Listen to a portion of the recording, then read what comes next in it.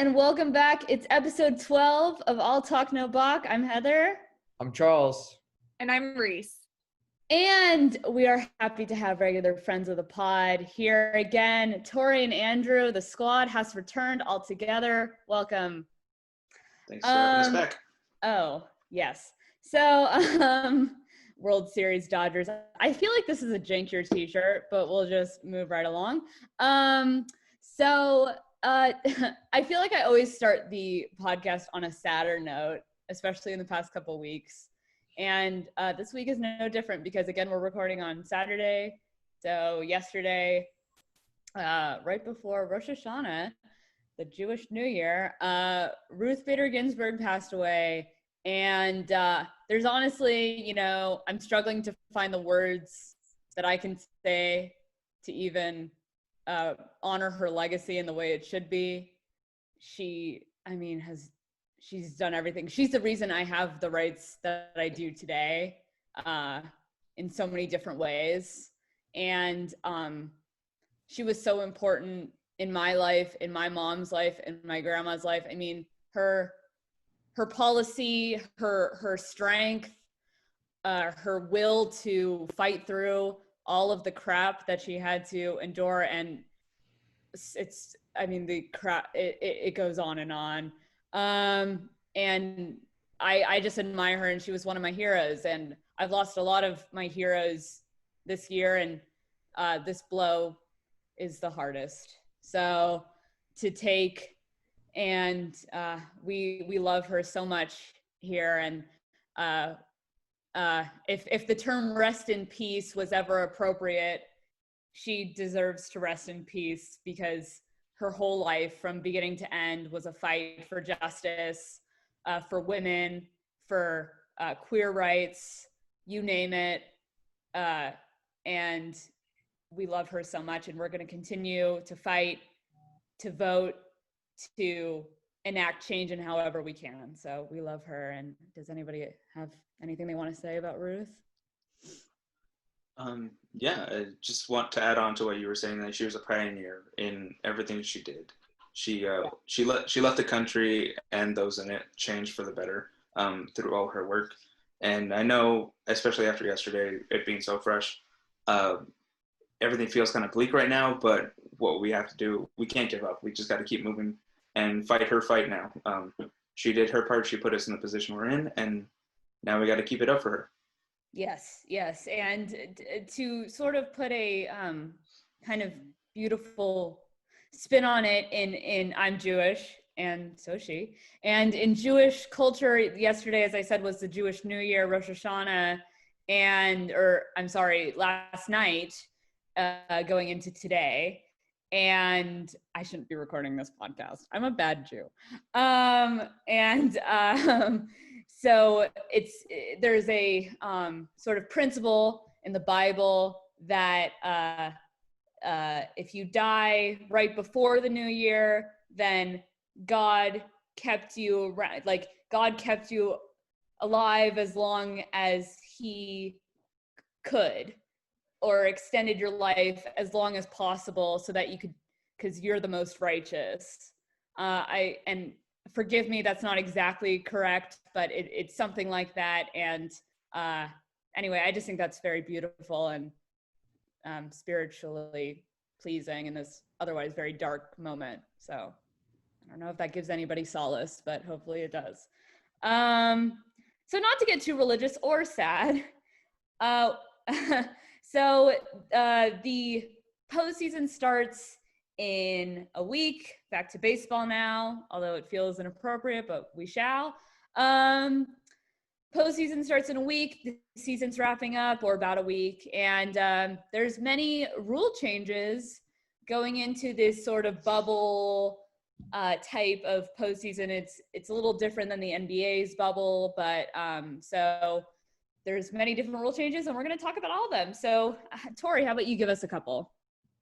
Yeah, I think it'll definitely be looking a lot different this postseason, as we've seen in any of the past postseasons.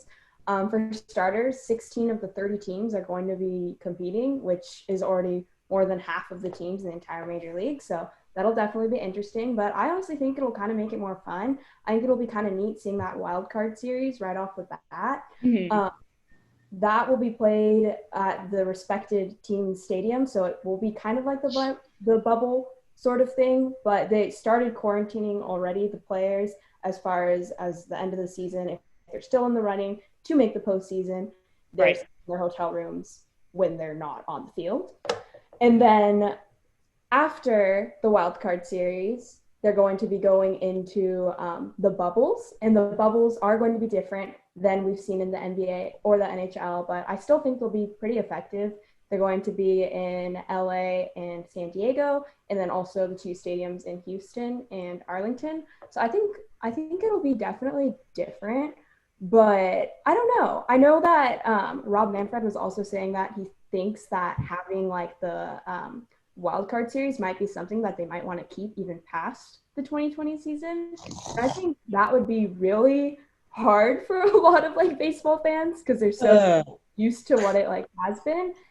But I understand the side of it that once fans are allowed in the stadium, it'll be more money, more revenue, more podcasts. And for the 2020 season, it feels right in the sense that we've only had 60 games, like a shortened season. So we get more baseball, which is like a plus and positive for me. Uh-huh. But I don't know about for future years. Mm-mm. You guys think? I'll let everybody else give their thoughts, but I've been very vocal about this whole wild card situation, the best of three. I don't hate it. I like seeing more teams from each league in the playoffs, but I do think that there needs to be some kind of stipulation for if you're the best, especially in a full length season. Again, this season's different, but you can't be the first and second seed and lose to the 500 Phillies because like no, or or Giants that are rebuilding. No, you gotta have a bye, or you gotta have some type of like immunity situation, or you gotta, because you work so hard and they win all these series and games and tough games and they have the best blah blah blah. I'm not just talking about the Dodgers, I'm talking about other teams. And it's like, and then they just lose in a 3-game and then they're gone. And then that's horrible also because the better teams tend to be the big market teams. And then what do you do if the biggest market teams, and I'm talking Dodgers, Yankees, and others too, Cubs, what if they're all out of the playoffs?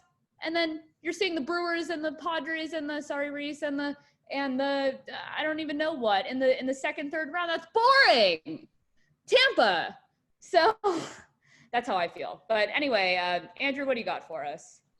Yeah, I mean, obviously with this like convoluted season, everything's kind of getting thrown out the window as far as like tradition and all that. And not to say that tradition isn't always necessary, but I had heard like conversations saying that they may implicate like the bye next year when if it's a full season when we get there. But as far as like the bubbles go and all that, I think it's very interesting. The AL is going to be on the West Coast, and the NL is going to be playing in Texas, and then the World Series is going to be playing in Texas. So that's going to be interesting, kind of having the World Series at a neutral site at Globe Life Park, Stadium, Field, whatever it's called. But it'll be interesting. They're implicating more, implementing more celebration rules. They're not going to be able to like celebrate like we're normally used to seeing. There's no champagne baths or anything like that, so that'll be interesting.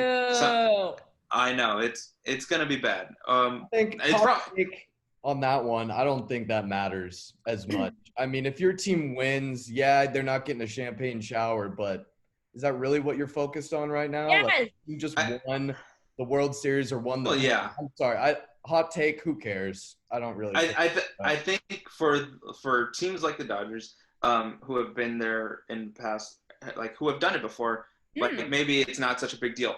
But for teams like the Padres, for teams like the Marlins who haven't been there in a long time, for younger players who haven't got to experience it, it's going to be interesting that like their experience is so different from anybody else's. So maybe it's not the most necessary, but it's just something that people are missing out on. They could probably do that on their own time too, though. You know, it doesn't need to be in front of media and the press. I'm sure they have their own champagne showers afterwards and celebrate. So they'll get theirs, trust me, even for these new squads. I think it'll happen behind camera. And like, you know, a couple amazing pictures that you've seen, especially from the Dodgers in recent years, but I don't think it matters to them as much as actually winning and getting there. Yeah. How about the fact that I still want to see the Dodgers, assuming they do advance throughout the postseason, which, if you ask me, I think they're losing in the first round. And that's not a jinx. That's just reality of the situation, because I know how the Dodgers choke. I've been there. I've seen a lot of it. 5, 6, 7, 8 years. How many years? 8. I've seen it. So it'll probably happen again. But if they do make it through the postseason, at least a couple of rounds, and they get the champagne shower and stuff, I want to see it. There are rookies on that team that haven't had it before that are going to be impactful on that roster, and I like it. And also it's fun, and I want them to be happy and to be able to celebrate. I want every team to be able to celebrate. It's not necessary, though. Like, they're going to be happy without the champagne. And I also think, back to the World Series comment, Andrew, to switch it up, I think that, having fans at Globe Life is going to be really impactful if they can do it. It's going to bring back revenue into the MLB that we've seen from fans before. And, I also think that in this format, if they can't do it, they should definitely have fans on the Jumbotron like the NBA is doing, get them on there for the entire game, not just for like a 7th inning or a commercial break. They should be involved. And where have the player decals been for the MLB? I've seen it in the NFL. I've seen it in the NBA, but, I haven't seen it as much on like the back of players' helmets and stuff like that. So I think that it'd be cool to incorporate some of that and have some justice messages on the back of players' helmets as well. Oh, I'd love that. For the postseason. Yeah. That'd be awesome. Where did they land on the families? Like in the bubble? Their families, I think, can come in. They just have to quarantine with them, and then I believe that they're able to be with them like throughout the playoff. I thought that families weren't going to be allowed, and I think they can now. I think that was like a new announcement. Like the families can, as long as they're quarantining, like I want to say like a week or 2 beforehand with the players, I think that they are able to stay with them in the bubble throughout the playoffs. Okay, well, that's good. Yeah. That's important because that's a long time. That's a month. Yeah. Usually of not seeing your family, and that's a lot. Any last thoughts about postseason? Yes, I like that they put it in Texas too. I thought that it kind of worked out. I don't know if they had already said that before, but I think that having it be there is a great middle ground for the whole country to really have a chance at going to see this game if they want to come see the series, because it's right there in the middle of the country and everyone can come from Tampa if they make it, or LA if they make it. Yeah, it's going to be a long drive or a packed flight, but I think to get a chance to see any kind of baseball live this season will be well worth it, especially if it's a good series between. What do you mean? Like fans being allowed at the World Series? Is that what you're assuming? Yes. Okay. They're allowed to go to the World Series. I think it was a great location and middle ground for them. Yeah, I don't like that it's not being played at Minute Maid, but I'm sad that even Minute Maid's involved in that just feels like Houston. I don't know how yet, but it somehow feels like Houston benefits, maybe financially. I don't really know, but why? I don't want to see anything involving Houston's stadium in the postseason play. That's just me. I'm still salty. So, but I think the World Series is being played at the Rangers stadium, so that's fine.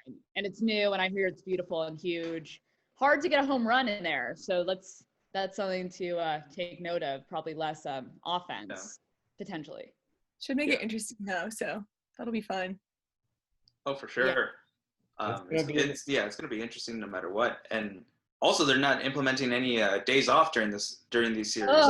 Not until the World Series, I believe, and that's going to be interesting because there's so much different strategy to implement for teams like bullpen wise and roster wise. They're going to get the extended rosters, but it's a little weird to me just because you would think that puts a little some players more in at risk for injury and all that. Yeah. So I don't see how the Players Association kind of agree to that, but it'll be interesting. Certainly starting pitching depth will be tested, which is actually good for certain teams, bad for other teams. But if you do have a strong bullpen, that'll also be tested with the no days off. I'm less angry about that one. I think it's sort of more akin to a regular season in terms of sometimes they play 17, 18, 20 games in a row. So they're used to that. and it's at one place. Yeah, there's no travel. Yeah. I think the one last thing I had to add on, as far as like the World Series being in Texas, TV wise, that's going to be beneficial because it's one time zone. Yeah. It's the central time zone, so it's going to be, I guess, available to the most amount of people they can reach. So I think that definitely went into their decision. Right. I think most of it is probably the weather. That's why it's like SoCal and Texas, because those are the hottest at that time of year. And it, other than like, I guess, potential hurricanes over there, the weather is sort of the most mild as compared with other, like the East Coast. Obviously you can't do the Midwest, NorCal and the Pacific Northwest, too rainy. So yeah, that's probably part of it. Any last thoughts, Tori? Yeah, I don't know. I'm excited. I think it'll kind of feel more like it'll be more fast paced, definitely more pressure on the players, kind of without breaks in between, like you guys were saying. But in a way, like it'll feel more like a tournament in a sense. I know it always is like championship play and everything, but it'll feel more like kind of, we see other sports that kind of do that, like March Madness and stuff. I don't know. It feels like different in that sense, but I'm looking forward to it. It's kind of crazy thinking in 10 days from right now, it'll already be going into that wild card series. So coming up really quick, and those 3 games are going to fly by, and hopefully there won't be too many upsets, or maybe there will be upsets. We'll see. You want there to be an upset. You're a Giants fan. You want there to be an upset. Don't even play like that. And you want the Dodgers to lose. He wants them both. It's been a unique regular season, and it's going to be a unique postseason. So I'm very excited, and I think everyone has said their piece. So with that, let's wrap it up, take a short break, and we'll get into your take, our take.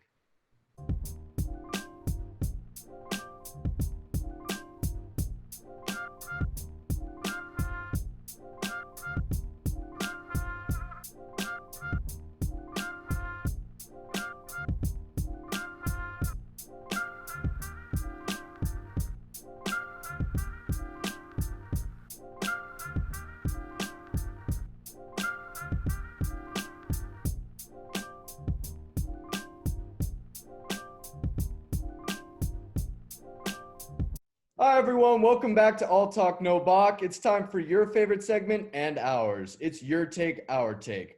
We have a first caller on the pod. He was interested in the bullpen and saw our podcast. Welcome, Micah Wallet. He's excited to talk about his favorite baseball Mount Rushmore today. So we're all talking baseball Mount Rushmore. It's a very popular topic out there. A lot of baseball camps do it, a lot of sports camps. So we're going to dip our toes into that. So we'll start off with Heather, our host. What do you got for us? Oh, thank you. I like that's very official.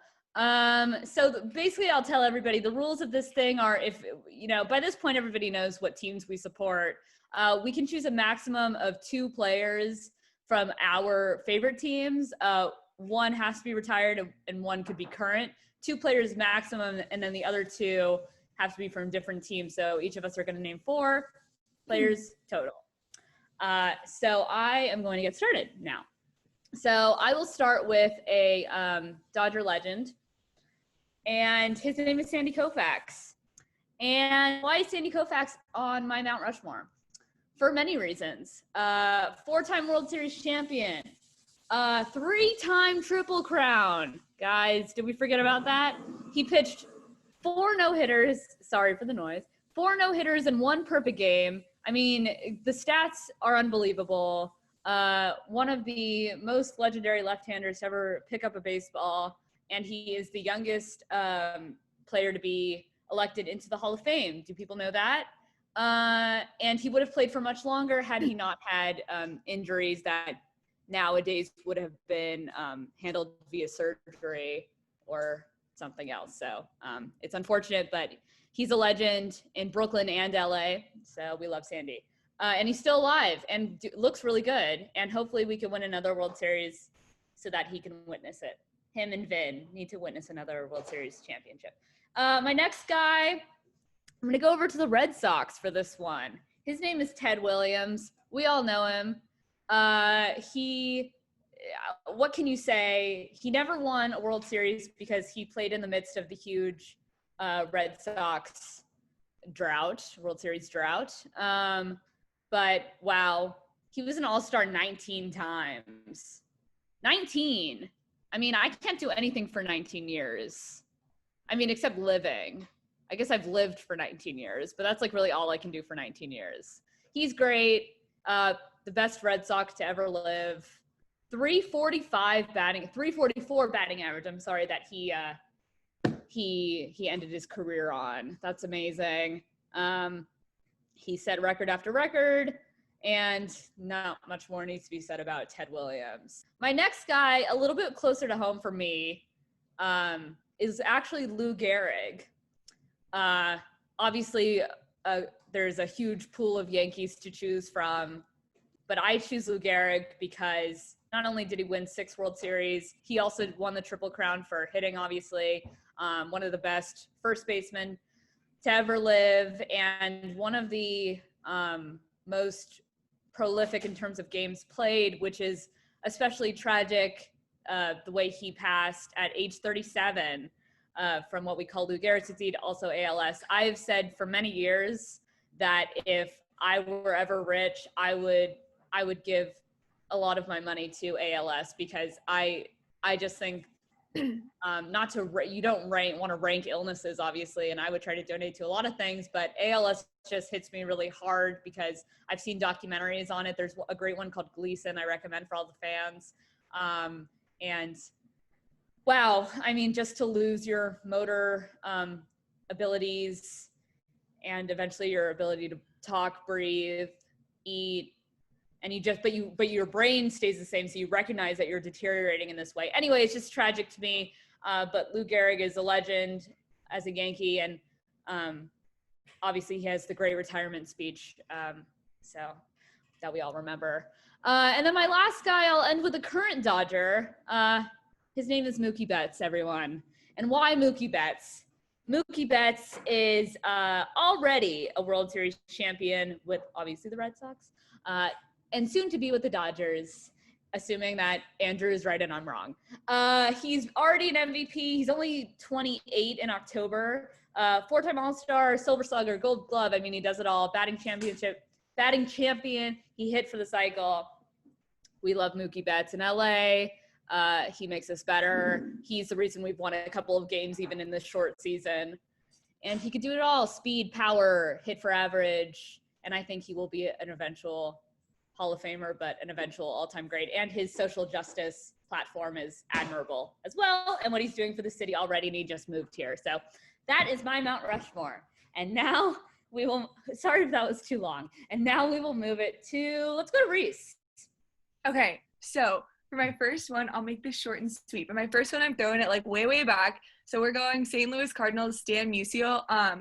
This dude's amazing. He's 24-time All-Star. He has 3 MVP awards, Hall of Famer.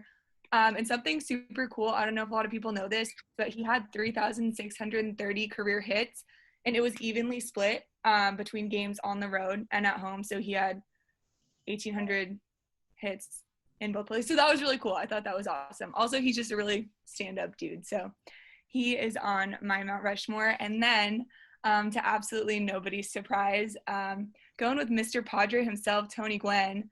I mean, that one goes without saying. He's Mr. Padre. You know, what else can I say? He hit 394. He's got a beer named after him. 5 Golden Gloves, 15-time All-Star, 7 Silver Sluggers. He's amazing. Going on with my Padres train, I've got Trevor Hoffman. Trevor Hoffman, also a Hall of Famer. 1,133 career strikeouts. That's pretty amazing. Finished 856 games. I actually met him a couple years ago at Celebration of Champions and got to walk alongside him, and he just is an amazing person on the field and off the field. And so it speaks a lot to his character. And so he's definitely on my Mount Rushmore. And then finishing up with Albert Pujols, 661 home runs. Crazy, just broke that record. And so, yeah, you know, he broke Willie Mays' record yesterday, I believe it was. And then also his 600th career home run was a grand slam, which is amazing in itself. So that's an absolute accomplishment. He's got 6 Silver Sluggers, 3-time MVP, two Hank Aaron Awards, 2 Golden Gloves. His rookie season, he was hitting .328, and so yeah, he's secured a spot on my Mount Rushmore. That's a good one. Thank you. What about you, Andrew? Yeah. So I had the decision to make between myself as far as like going overall players or just kind of like going for a subcategory of players. So I'm going to go with the subcategory of players, just to mix things up a bit. So my Mount Rushmore for this is going to be the best nicknames in baseball. So yeah, I'll start with probably the most recent one that I had on my list, and that is Yasiel Puig, just because he's closer to my heart. Dubbed by Vin Scully, the Wild Horse. And if you saw like Yasiel Puig's first half season and all that, it's the most appropriate name for him. He went crazy on the field, both defensively and offensively. So it just fits him, and it's carried on to the Reds and to the Indians wherever he went. The next one would be for the Red Sox, Big Papi. You don't even need to say his actual name, David Ortiz, but he's known as Big Papi, and it's synonymous with him. He's synonymous with the Red Sox. There's not much to say. He's brought multiple championships and ended the drought there. So he's definitely one of the best Red Sox. Obviously, you mentioned Ted Williams, and there's a handful of others, but he's definitely up there with it. Going with a rivalry, the next one is the captain, Derek Jeter. Also just a great nickname. It's like just to be known as the captain of the Yankees, like that's a solid nickname. He's got Mr. November too, but he's more synonymous with the captain. So there's not a lot more to say to that. Derek has his accolades and all of that. His storybook walk-off hit in his last at bat at Yankee Stadium. Solid. It's great. Yes. And the last one, the king of all nicknames, Babe Ruth. Babe Ruth's got all of them. So, Babe itself is the nickname, Sultan of Swat, Colossus of Clout, as we know from the Sandlot, the Great Bambino. He's got them all. He's earned them all, and that's why he's definitely earned a spot on the Mount Rushmore of nicknames. But no Dick Mountain? Wow. That's like, wow. Dick Mountain and Chicken Strip definitely belong up there too. Yeah, there was a robbery there on your Mount Rushmore. We need to carve another piece of the mountain and just more faces. How about you, Tori? Yeah, so some of the names have already been brought up, but so I'll keep it short and sweet and touch on them too. Andrew just said Derek Jeter for his Mount Rushmore for nicknames, the captain. I have him on my Mount Rushmore for greatest of all time. Mm-hmm. I know a lot of people would try to argue against this, saying that he's not the best shortstop, yada, yada, yada. But just in itself, that he literally holds the all-time hit record for the Yankees, I think says a lot. And just how he is on and off the field. He's always been a player I look up to, playing with my background in softball, always repping number 2. Definitely Derek Jeter just for sure makes it on my Mount Rushmore. The second player I have on my Mount Rushmore is Sandy Koufax, which Heather was hers. And just by far, one of the greatest pitchers of all time, for sure the greatest lefty pitcher in my book of all time. And Heather already went through some of his accolades, but also just the fact that the end of his career, the last 4 seasons, he was literally just untouchable, winning 27 games in his very last season. And super sad that it had to be cut short because of his arthritis and everything like that, but definitely goes down in history as a legend. And then the third player on my Mount Rushmore is Hank Aaron. And this is because he holds the RBI record at 2,297 RBIs. And he had 15 seasons where he hit more than 100 RBIs in the season, which is just a lot in and of itself. And also kind of like a fun fact about him is how he had the crosshand grip when he was hitting at first. Yeah. So instead of hitting, he's righty, so he was supposed to hit right on top of left, he had left on top of right. And the amount of power and control he still had. Like if you told a kid, try to teach somebody how to hit, that would not be the advice they'd be giving as a hitting coach. But it worked for him, clearly. And then my last player on the Mount Rushmore is Mike Trout. And although Mike Trout may be in the Angels, and the Angels definitely, sorry, Charles, by no means are like a powerhouse franchise or anything like that. I still believe that Mike Trout as a current player, is probably the best player by far on the field right now and will go down as one of the greatest in history. He already has 7-time Silver Slugger Awards, 8-time All-Star, 3-time MVP, as well as other accolades. And just him on the field, as far as playing in the outfield, the speed, the range he has, and then he does it with the bat too. So that is my Mount Rushmore. Good one. Lots of legends in there. Let's go to our special guest, Micah. What do you got for us, Micah? Yeah, so just to start off, my number one is Randy Johnson. Good one.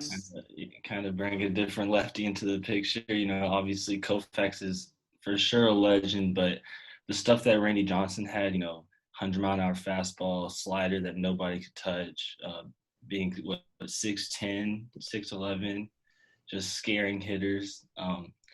He definitely has to be up there for me. And then my number two would have to be Mickey Mantle.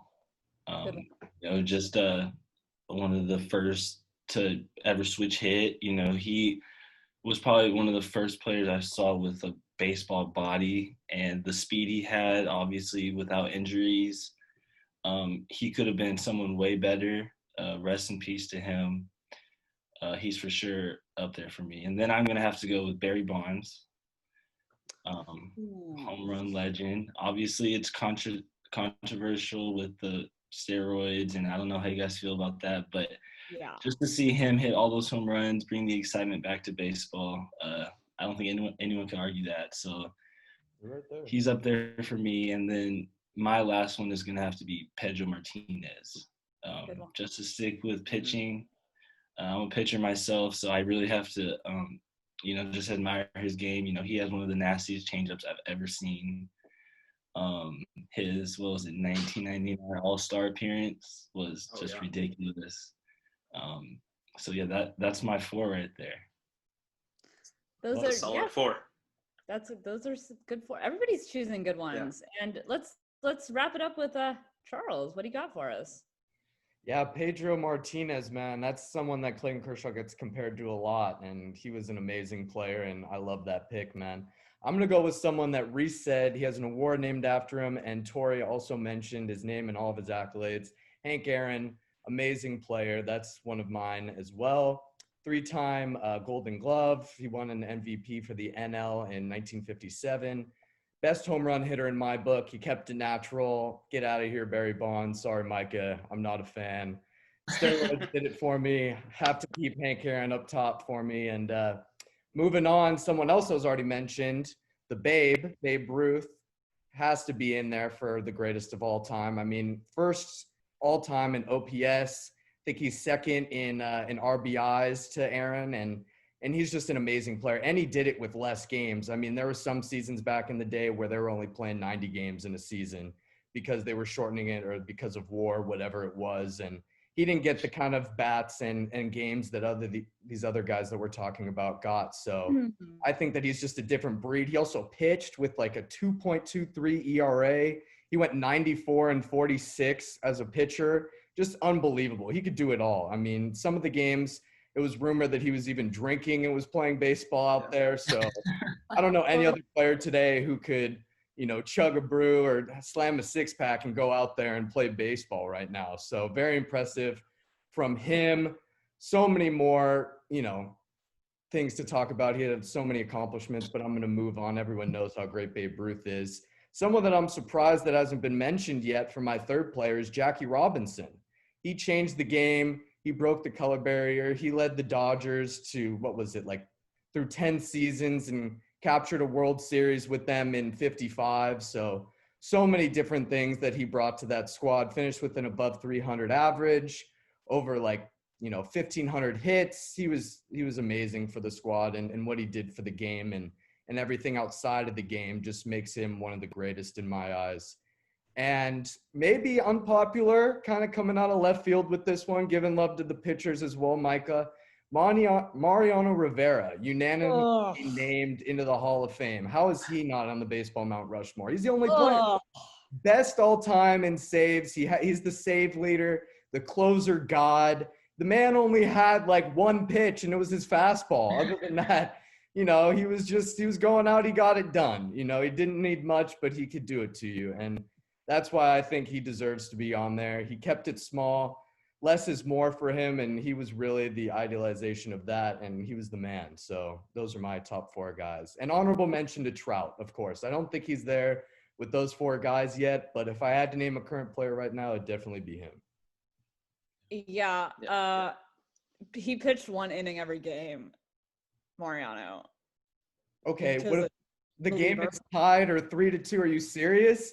Tell that to the Angels right now. I don't think there's anyone who can come on their relief to pitch 1 inning. So that 1 inning matters.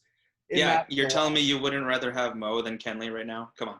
Don't talk about Kenley with that. We're trying to get him on this podcast. Stop it. I'm just trying that slander. Like maybe Mariano's he'll come defend himself. I don't know. Yeah, I mean, gotta voice up right now. Yeah, like Mariano's politics aside, you can't deny what he's doing on the mound.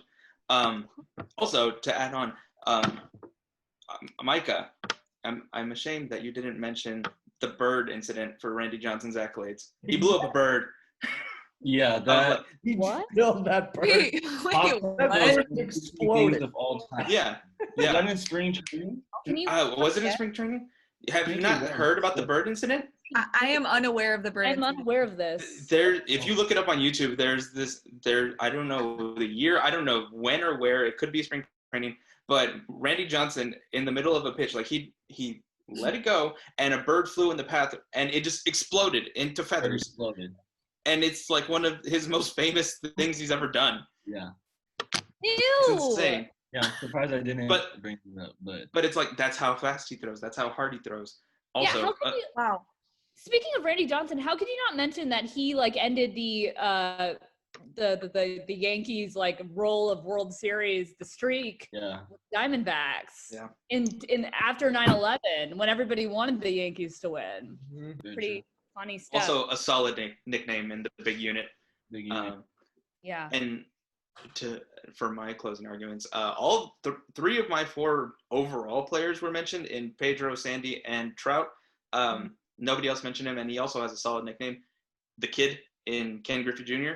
So I just got to throw him out there, because it'd be remiss if we didn't mention him. Kid, love that nickname. Love Ken Griffey Jr. Great player, best father-son combo that's ever played in the MLB by far. Yes, I gotta say, I get it. Kershaw's never won a ring, but wow, Kershaw's like the best lefty, truly statistically wise, that lived. My list was between Pedro and Kershaw, so it's tough. He was the best in his first 10 seasons, I'll give you that. But since then, his numbers haven't been as great as these other guys in their last season. So Kershaw? Yeah. I mean, Kershaw's compared to some of these other guys like Pedro Martinez. Right now. He was like 2.93 even like into his later years, and Kershaw's up in the 3s. So Kershaw's not in the 3s this year. Not this year. Are you talking about right now? No, not right now. No, I'm saying he's been in the 3s once. Yeah, so he had one time. Yeah, that's more than some of these other guys. Well, his average is actually lower cumulatively than any lefty. And he's also won more games percent-wise than any pitcher. Yeah, sure. Kershaw. Let's go with Sandy Koufax. I don't think Charles is saying Kershaw is a bad pitcher. I think we can all agree Kershaw is a great pitcher, one of the greatest. But you need one of these right here. Yeah. Well, he'll get a ring. He'll get a ring from, he'll go to Zales and he'll get himself a nice pretty ring. Anyway. I'd also like to point out that Mookie Betts was on Heather's Mount Rushmore, and she wrote an article saying that he was a waste of money in the beginning of the season. What? So I don't know. These opinions turn around real quick. No, it's literally in writing, Heather. You can't even deny that. Yeah, it's in writing. I have the text message receipts. Slander. No. Andrew's on it. Yeah.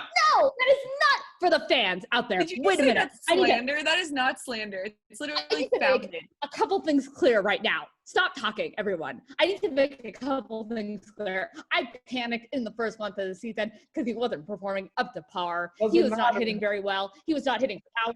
And he was striking out a lot. a bit too much for me, and they started out slow offensively. Yesterday, they won 15-6, okay? So they're waking up, finally. A couple of their other players, too. But I'm saying that Mookie Betts is a great player. I'm saying that he will be great. I panicked in the first month of the season. I did not say it was a waste of money. I said, I hope it does not become an Albert Pujols to the Angels type of situation, because that is the fear with anybody signing a big contract that's like 13 years. We see Bryce Harper, they panicked. Manny Machado, they panicked. Don't tell me you didn't panic, Reese. Last year when he was just okay, Bryce Harper is still kind of, is he worth the contract? I don't know. But you can't say that a 13-year contract isn't a risk. They're putting a lot of money into him.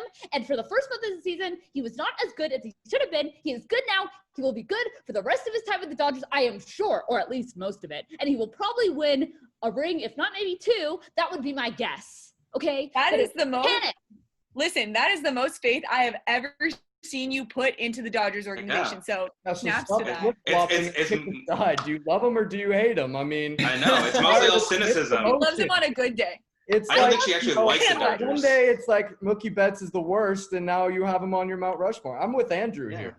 Yeah, but for our fans, go look at her article and read just to see what it says. But I don't know. Bullpen.com. Can I just explain my cynicism for the world? I am 22 years old. I have seen them in the postseason in my lifetime 14 times. I'm 23. Did I say I'm 22? I'm actually 23. I love them so much, and they've let me down so many years. I've been in the corner of my bedroom crying so many years in a row. I am a withered little bean of a human being. My soul is but a shriveled little lima bean of a thing because of them, and I've had so much faith. 2017, I'm like, oh, easy, they're going to win that thing. 7 games to beat the Houston Astros, no big whoop. Yeah, we didn't know about the cheating back then. So anyway, and there have been a couple you can't blame the Dodgers for that because there were outside circumstances.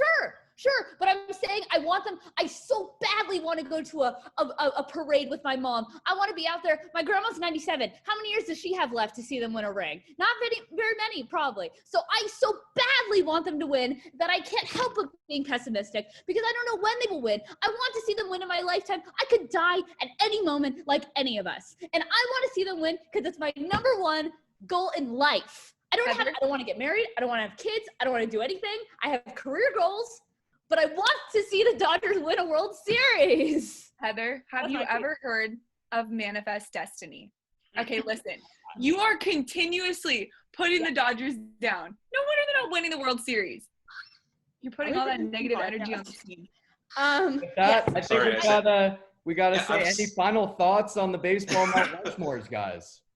I mean, I just have to say that I understand, but for all the Mount Rushmore. Okay, let me just say one more thing, because you say Manifest Destiny. For all the times that I'm negative, there's like 85,000 people in the world, or at least just in LA, that are being positive. So aren't they manifesting like a positive destiny? Am I outweighing all the positive destinies? Is my negative outweighing all the positive? Yes. It can't be. I don't have any influence. The Dodgers don't know me.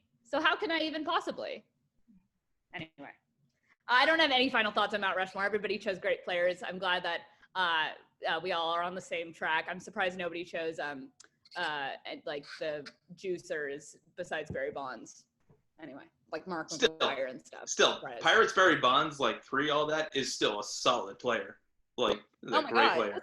Was he an MVP like 8 times? I mean, that's wild. That may be. That's a lot. He didn't win a World Series. Okay, speaking of good players that didn't win World Series. Okay, so we'll wrap it up. We'll take a quick break. I need to take a downer. I need to put a cool rag on my forehead. Go drink some water. Yeah, well, I have my water. So, okay, we're gonna take a break and be right back. Today's episode of All Talk, No Balk is sponsored by Anchor FM. If you haven't heard of Anchor, it's the easiest way to make a podcast. First of all, it's free, so you don't have to worry about any additional charges or fees, and you don't have to have a limit on your creativity. Speaking of creativity, there's creation tools that allow you to record and edit your podcasts right from your computer or phone. So, if you're on the go, this is definitely the platform for you. Anchor will distribute your podcast for you so it can be listened to on Spotify, Apple Podcasts, and any other listening sites. Also, you can make money from your podcast with no minimum listenership. Anchor gives you everything you need to make a successful podcast all in one convenient space. If you're just getting started with podcasting, or if you're already a seasoned content creator, please download the free Anchor app or go to anchor.fm. Again, that's anchor.fm, ANCHOR.FM.